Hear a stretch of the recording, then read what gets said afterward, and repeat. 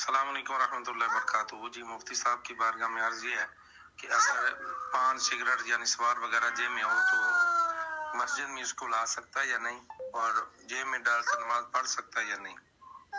جی وعلیکم السلام ورحمۃ اللہ وبرکاتہ.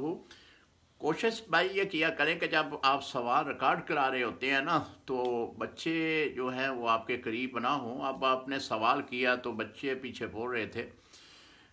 آپ نے سوال جو کیا ہے کہ سگریٹ پان وغیرہ جیب میں ہو تو کیا نماز پڑھ سکتا ہے یا نہیں.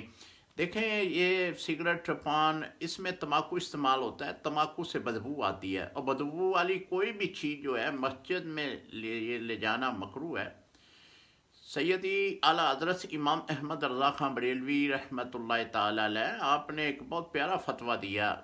کسی نے پوچھا کہ حضرت جی مسجد میں اگربتی جلا سکتے ہیں؟ تو آپ نے فرمایا کہ مسجد میں اگربتی نہ جلائی جائے بلکہ اس کو مسجد میں فنائے مسجد میں لے جائیں، وہاں پہ ماچس کے ذریعے اس کو روشن کریں. جب وہ جلنے لگے تو اس وقت مسجد میں لے کر آئیں، تاکہ جو مسجد ماچس کو جلاتے ہوئے بدبو پیدا ہوتی ہے نا وہ بھی مسجد میں پیدا نہ ہو. اسی لیے تو منع کیا گیا نا، پیاز لہسن تھوم وغیرہ کھا کر مسجد میں نہ آئیں تاکہ فرشتے کراہت محسوس کرتے ہیں. لہذا بدبودار چیز جو ہے اس کو مسجد میں نہ لے کے آئیں. السلام علیکم.